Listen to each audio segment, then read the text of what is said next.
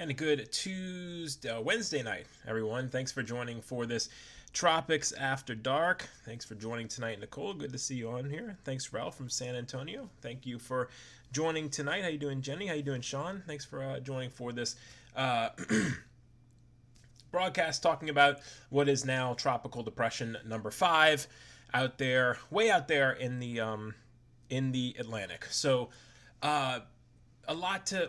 a little bit to get to tonight. But we do have, obviously this storm is still way out there in the Atlantic right now. So I'm not going to come on here and say, okay, y'all, this is exactly where it's going, so it's time to evacuate. That's just, we're not at that point yet, obviously, right? We still got a little ways to go. I mean, it's going to be approaching, Cuba area by the time we get into probably like Sunday, Monday time frame. So we're talking 4 to 5 days away from now until we're even close to Cuba. So there's a little ways to go with this thing, right? Nothing is set in stone at this point, obviously. But I'll show y'all what the what the models are looking at and or looking like, and what we're seeing currently as far as satellite picture goes. So currently out there, it is Tropical Depression number 5. National Hurricane Center named it. This is that little area we kind of talked about on the page briefly, that yellow area ahead of it. That has a 0% chance of forming right now, but it could play an important role with this system. Think of it kind of in football terms, right? With the fullback running in front of the running back, kind of clears the way for the running back to score the touchdown, right? Well, we don't want the touchdown scored, but sometimes that happens in the tropics. The most recent one I can kind of think of is last season with Marco and Laura. If you remember last season, I was talking about that when those storms were out there, how Marco probably wouldn't be the one to worry about, but the one behind it could be. Sometimes things, the one in front of it can kind of clear the way a little bit, kind of take a little bit of the weather kind of with it, and boom, this one has a straight path to come in. May not happen, hope it doesn't happen, but I've seen the scenario play out before. This storm has a lot ahead of it, though, as far as obstacles. So keep that in mind here. So here we go. So first up is going to be, let me just check one thing real quick before we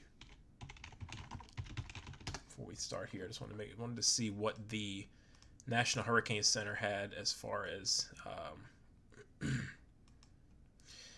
okay, yeah, they have it getting up to 60 miles per hour right now, but that's about when we get to Cuba. That's about as far as it goes out, so keep that in mind.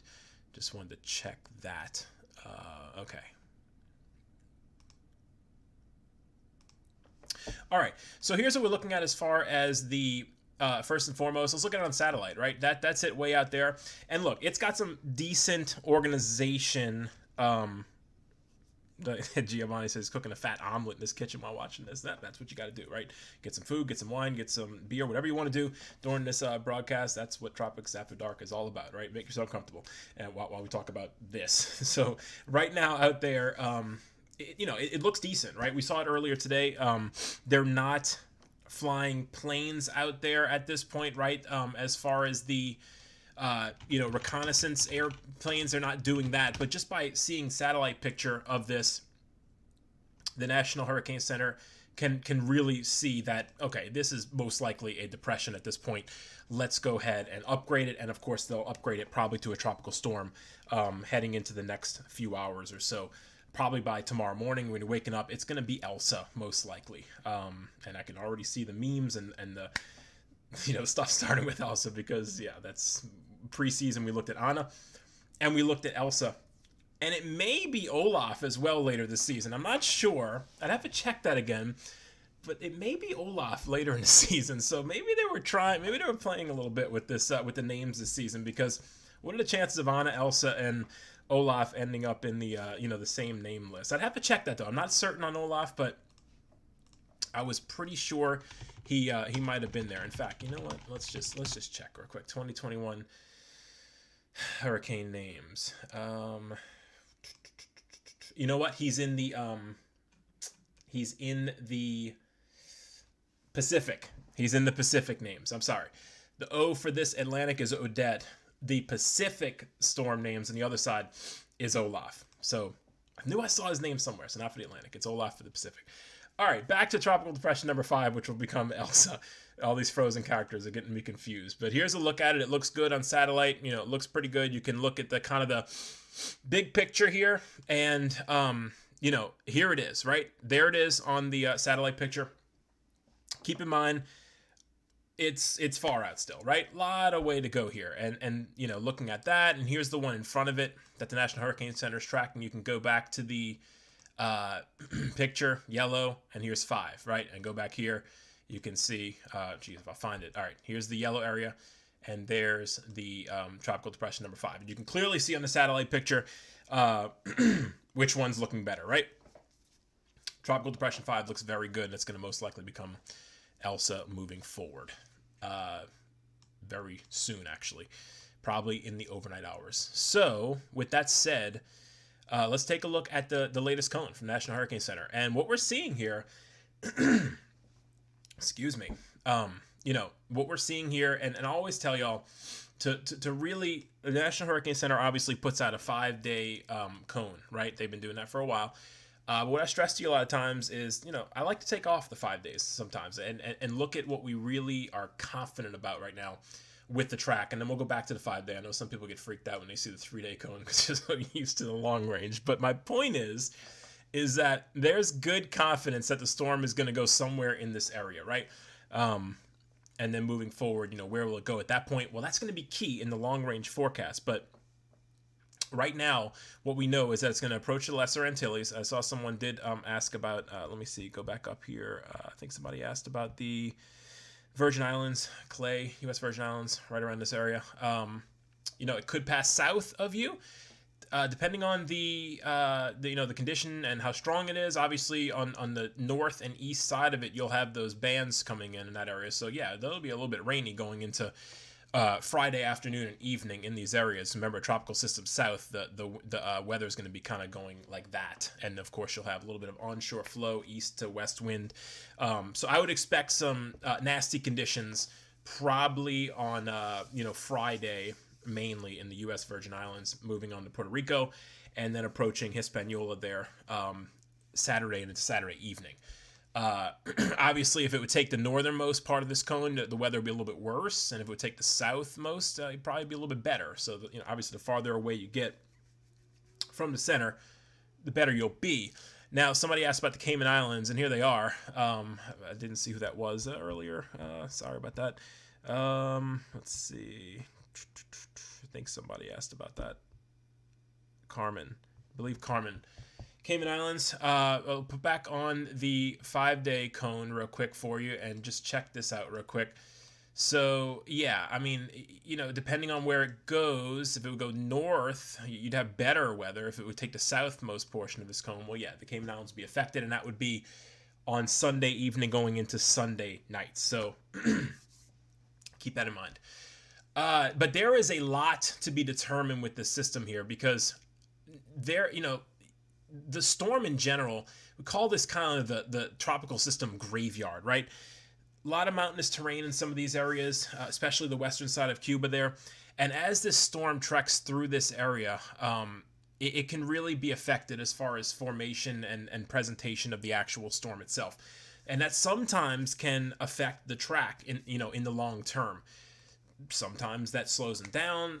Sometimes it misses maybe a trough that was supposed to pick it up and take it more north and east, and it'll bypass that and go a little bit more to the west. These are different scenarios that can play out and are just too hard to know for sure if that's going to happen right now. But my point is that polka dot area there at the end of the cone is very uncertain, and and I really wish the National Hurricane Center, I don't know if everyone really understands that, but this is more confidence in this. And again, this isn't even exact. There is some margin of error in this. But when you get out this far in the full forecast, there is so much uncertainty there that it's really hard to say this is what it's going to do and this is going to certainly do it. There is so much uncertainty in this long term where, you know, if you get a storm taking the western part of this, notice this would go straight over Jamaica and through the Cayman Islands, right? Not good for those areas if it would take the southmost track. But it would also maybe avoid Cuba. We don't want to see this go in between the Yucatan Peninsula and the western side of Cuba there and avoid most of the islands altogether.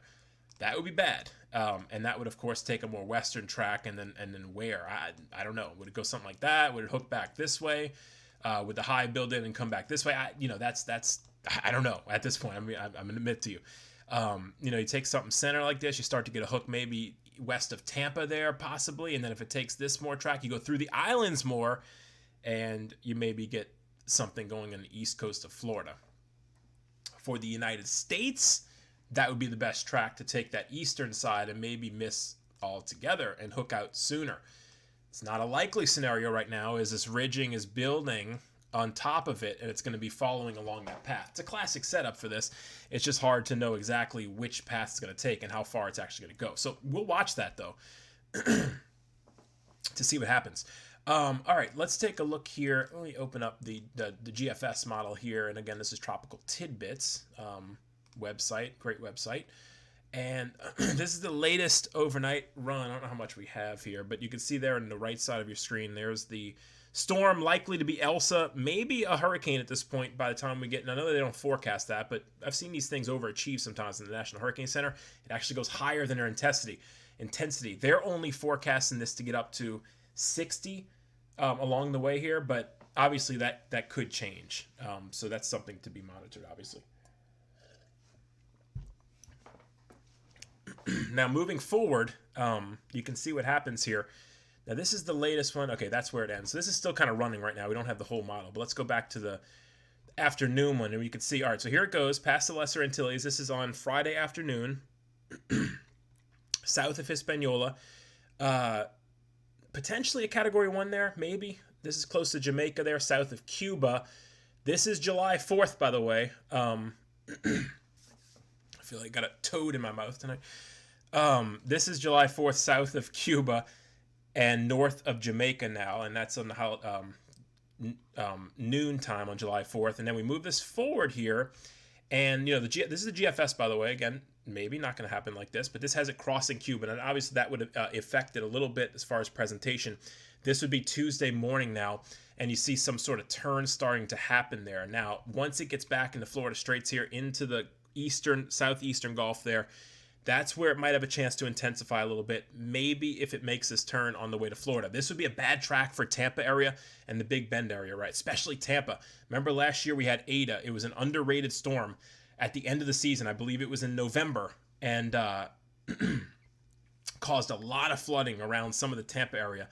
And it was only a tropical storm, but it was a slow mover, and it pushed all that water in. You get something a little bit stronger. The Tampa area is very vulnerable. One of the most vulnerable cities along the Gulf Coast. You got New Orleans is very vulnerable as far as water pushing in those areas. Tampa as well. Lots of water surrounding it. So they haven't had a bad hurricane in that area around. So that, I'm not saying that's going to happen. I'm just saying if it took a track like this, that would not be good for that area. But look, there's a lot of things that can happen with this scenario. We look at the kind of the players in this and moving this forward, and we can see what is happening. What is happening here, and it's the same setup that we see a lot of times, right? The same player. We have this big high here, and the storm moves along that high. And the question is, and here's a dipping trough here. You can see, that kind of weakens it a little bit, the high above it, and that kind of helps to create. See that trough? It's kind of nudging this high east a little bit, and that creates a bit of a weakness so that storm can kind of squeeze to the north a little bit and then start to make that turn.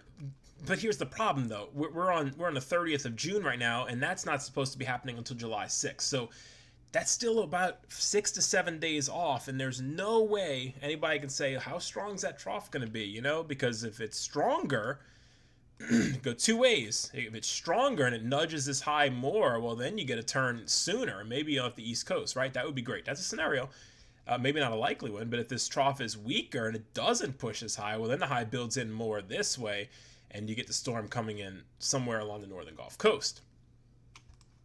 Lots of things at play here. Don't just take one model, and you can see the models here. Let me show you this real quick. And that's not the one I wanted. This one here. This is kind of the ensemble of the different runs here, and you can see the different scenarios at play here, right? The black one's kind of where the middle is, but you can see the different scenarios. We got a bunch of them going this way. We got a bunch of them coming into the Gulf. So yeah, don't just take their cone right now and say, yeah, it's going to hook toward, it's going to hook toward Florida at the end here. That's where it's going to go. But I can tell you a lot of different scenarios. Texas area looking pretty good right now with this, because it does look like it's gonna ride along that high pressure, and that high is not going to extend that far to the west. It doesn't appear. So Texas looks good for this one. But I would say anyway.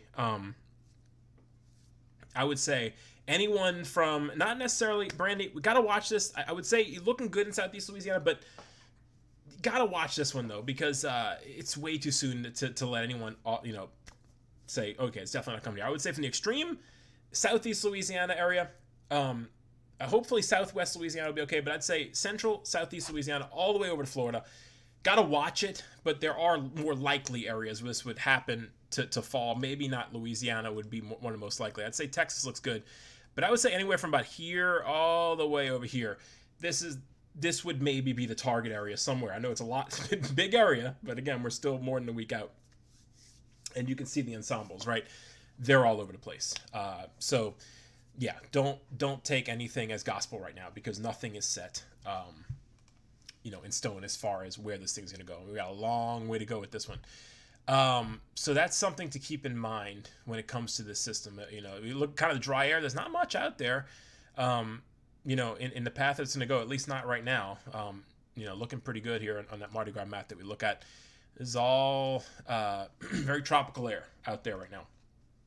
A little bit of dry pockets in there, but nothing that would really affect it. So we'll see how that looks as it's moving in, to see if we can get some dry air maybe to impact this thing. It is June, and normally in June we don't deal with storms tracking from this area, but every year's different. We can always get, the timing could be bad, and maybe we'll get one that tracks from that far. So something to watch, obviously. But right now, just nothing is certain with this system right now. This is obviously the first cone, or the second cone now.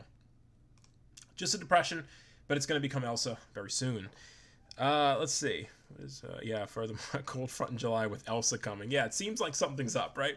What's going on right now? We got Elsa coming. We got a weird front, and Phil, it's funny because Florida lives in the perpetual cone of uncertainty. Last year it was Louisiana. I think we were in the cone 7 or 8 times, maybe 9. I don't even remember.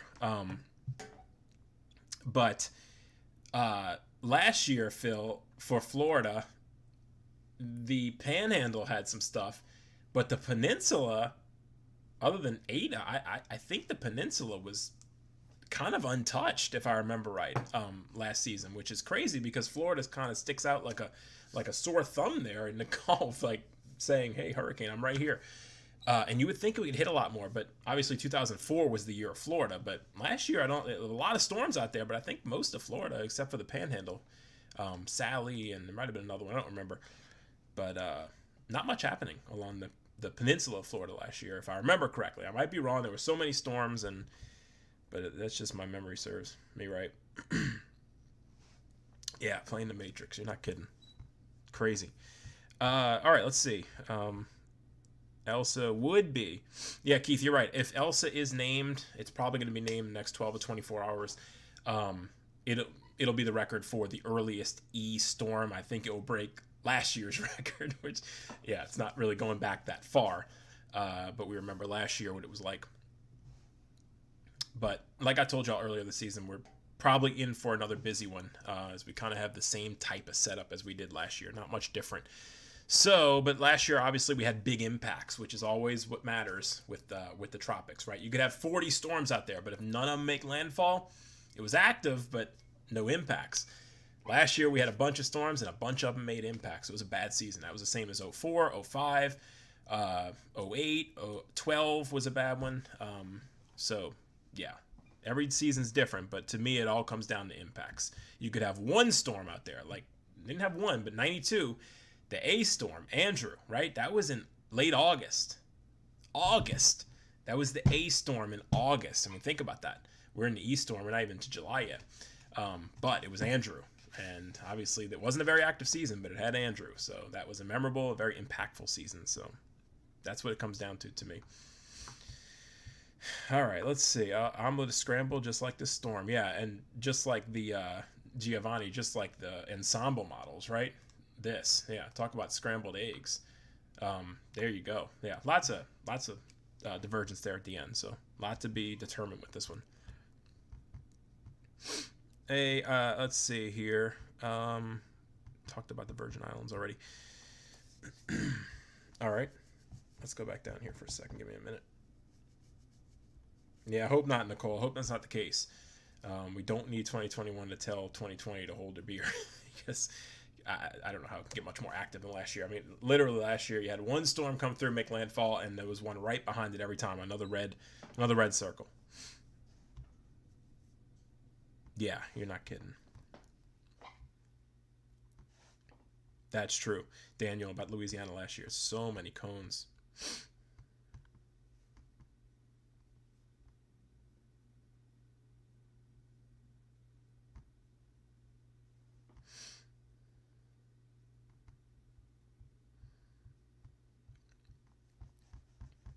Just trying to go through some of the questions here. Thank you, Keith, for the stars. Appreciate that. Michelle, appreciate that. Thank you so much for that. Let's see. See if I have any questions here. I'll kind of just summarize what we talked about. Thank you, Sally. Appreciate the stars. All right. So, once again, here's what we're looking at. This is Tropical Depression number 5, way out there. Yep, got to take those crayons away from the Yeti, right? Got to take them away. Yeti doesn't work overnights, though, right? He doesn't work overnight. So if you see the page, I guess he's sleeping. But the low budget Ice King works the overnight hours. So I don't know where Yeti is right now, but maybe he'll come out if there's an active storm in the overnight hours. So got to go with the budget characters for then. Let's see what we got. Thoughts about coming down to the Gulf. Thoughts of coming down to Gulf and up into the panhandle of Florida. Megan, it's possible, right? I mean, if you look at, let me go back to the to this right here, right? I mean, at the end, there's so many scenarios because look, although we have a name storm, people are getting anxious. That's fine. We got a cone. I understand, but it's still way out there, and there's still a lot of things that can happen. Could it die in the islands here? I mean, sometimes the islands disrupt these things and never even make it. And they just dissipate. Always a scenario. Hopefully that happens, right? But we gotta make sure we understand that it might not happen. So in the long term, we got a scenario that could take it to the East Coast, just hook out harmlessly. That would be great, right? Out to sea between Bermuda and the United States. That's always the best track you can take there, for the United States' sake. Got tracks that could take it into Florida, the western side of Florida, and you got scenarios that could take it into the Gulf, into the northern Gulf Coast, to the Panhandle of Florida. Yes, absolutely need to watch this storm. You're certainly not out of the woods yet because you're not even. This thing isn't even like close to even being able to make a call on this. Look how far that thing is still. I mean, it looks good out there. Satellite picture's impressive, but it's not even to the Lesser Antilles and the island chains yet. Virgin Islands haven't reached that. So yeah. Everyone needs to watch this in the Gulf. I would say, like I said earlier, Texas looks pretty good for this one. I don't know if there's a scenario that would take it that far to the west, but I would say, like I said, southeast Louisiana all the way toward the Florida Peninsula. This is the one to watch, as it does look like this, that pattern where it follows that high and then makes a hook somewhere. And the bottom line, you're gonna have this big high pressure that sits above here, and it's just gonna follow along that. And eventually, it's going to be, where does it make that turn? How strong is that? Do they have a trough dipping in here? It's going to weaken that high a little bit. But when will that happen? No way to tell. I'm just kind of telling you all the different scenarios and why, what would happen and why it's going to turn and when it's going to turn and what are the different variables. Well, that's the different variables right now. How strong will that trough be dipping down? How strong will the high be that's going to follow along? How strong will the storm be? Sometimes stronger storms might tend to track a little bit more to the north and east. But if the islands weaken it, maybe it tracks more south and west and then gets into the Gulf and starts to strengthen again and then makes that turn. So remember that. If it weakens around here, maybe it looks a little messy. It might go a little bit more west and then start to strengthen and come back this way. So, yeah, that's always something that could happen too. Sometimes the islands disrupt things and make it go a little bit more to the west than it originally did. So a lot to watch. Out there right now. Certainly something to keep an eye on. Let's see real quick.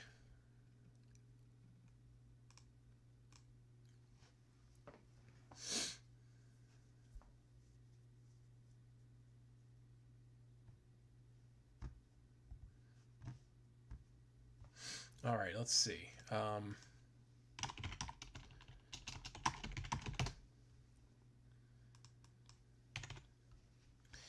Yeah, let me check, Phil. I'm just trying to pull up a water temperature map here. Looks like, yeah, I mean, the water, it looks like the water, let me check something. 20, yeah, 20, so that's like 83. I have a map open. I'm just trying to convert from Celsius. I'm not that good. I can't look at a Celsius number. I can kind of get an idea of it, but I got to put it into a converter. 80 to 84 degrees out there in the Caribbean. 81 to 84 degrees in the Caribbean. In the Gulf, you're probably looking at about, what is that, like 28 Celsius. I'm going to do my converter. That's going to probably be around, what, 80, yeah, 82. So waters are warm enough out there, Caribbean and Gulf of Mexico. So waters are certainly warm enough to support, tropical development, tropical strengthening. So water temp's not really an issue right now. And it's only June, so they're only going to get warmer heading into the rest of the season. Not for this storm. They're going to be about 82 to 83 degrees. But certainly the water won't be the issue. We'll have to look at the upper level patterns and see dry air, see if anything's going to affect this thing. But the islands are certainly going to do it. So long way to go, lots to track over the next week or so, but certainly something that the Gulf needs to keep an eye on as we head into this upcoming weekend. Again, let's look at the timing real quick again, just to keep you in mind. It's going to get around here by the time we get into Saturday, Sunday time frame, right? So a little bit of time, right? We still got 4 days. What's today? Wednesday, Thursday, Friday. Yeah, so 3 to 4 days until it's getting to the Jamaica, Cuba area. And then at that point, yeah, 3 days from now, that would be Saturday night, Sunday especially.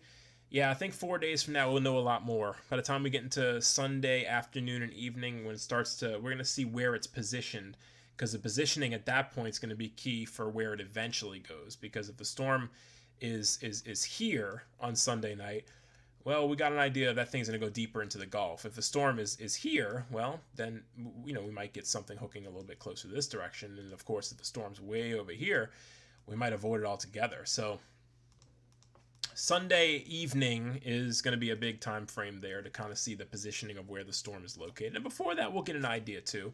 Friday, Saturday, we'll be able to look at where this is and kind of relate it to the, the track. But I expect this track to change a bit. Don't set this as this is where it's going to go. If you know anything about tropics and National Hurricane Center's 5-day forecast, it changes a lot. All right, so yeah.